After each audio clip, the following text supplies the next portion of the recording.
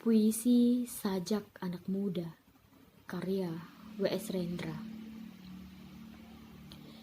Kita adalah angkatan gagap yang diperanakan oleh angkatan takabur.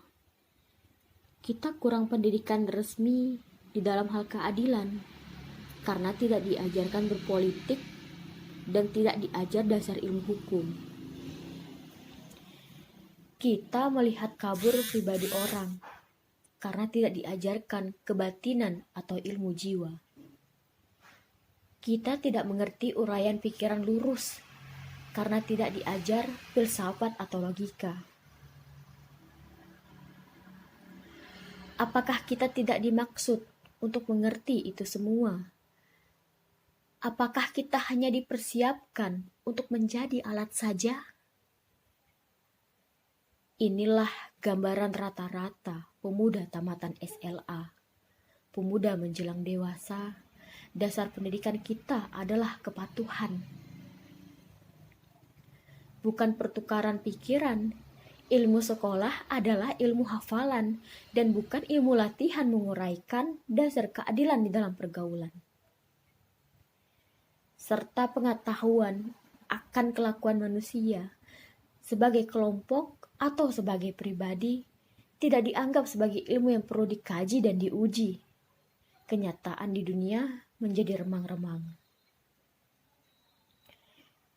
Gejala-gejala yang muncul lalu lalang tidak bisa kita hubung-hubungkan.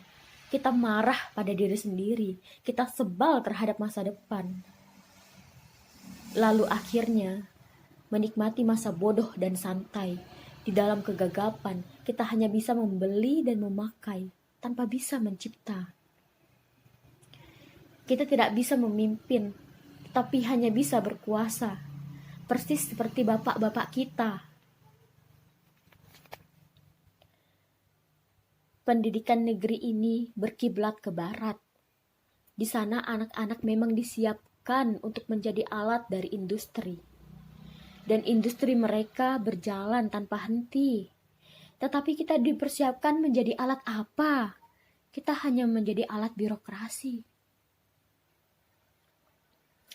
Dan birokrasi menjadi berlebihan tanpa kegunaan, menjadi benalu di dahan. Gelap, pandanganku gelap. Pendidikan tidak memberikan pencerahan, latihan-latihan tidak memberi pekerjaan. Gelap, keluh kesahku gelap. Orang yang hidup di dalam pengangguran, apakah yang terjadi di sekitarku ini? Karena tidak bisa kita tafsirkan, lebih enak kita lari ke dalam puisi ganja. Apakah artinya tanda-tanda yang rumit ini?